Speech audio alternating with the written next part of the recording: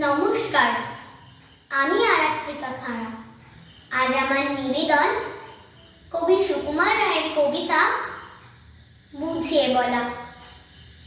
ও শ্যামা দাস, আর তো দেখি বস্তু দেখি এখানে, সেই কথাটা বুঝিয়ে দেব 5 মিনিটে, দেখে নি।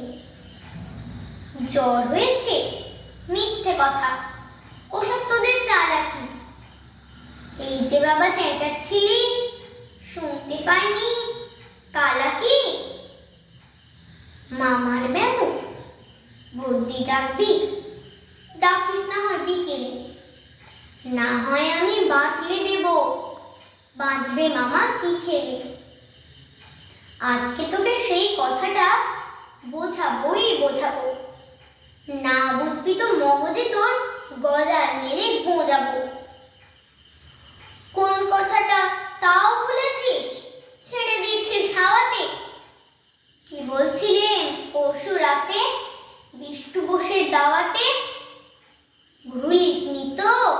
বেশ করেছিস। আবার শুনলে খেতে কি?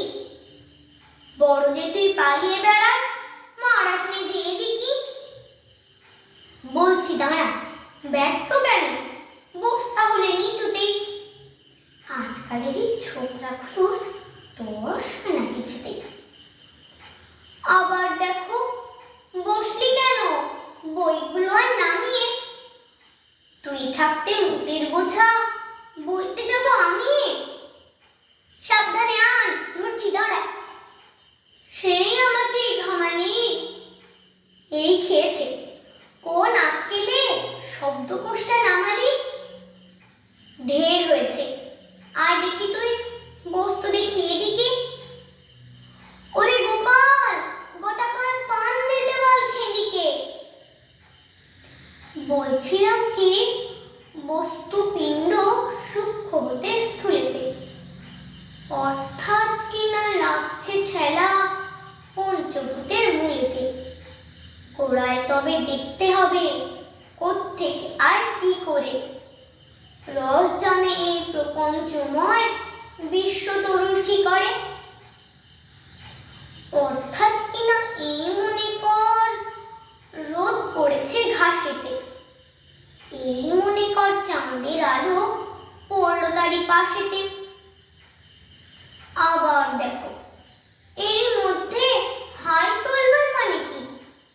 আকাশ পানে তাকাশ খালি, যাচ্ছে কথা কানে কি? কি বললি তুই? এসব শুধু আবল তাবল বকুনি। বুঝতে হলে মগজ লাগে, বলেছিলাম তখনই। মগজ ভরা গোবর তোদের, হচ্ছে ঘুঁটে শুকিয়ে। যায় কি দেওয়া কোনো কথা তার ভিতরে ঢুকিয়ে? ও শ্যামা দাস, উঠলি কেন?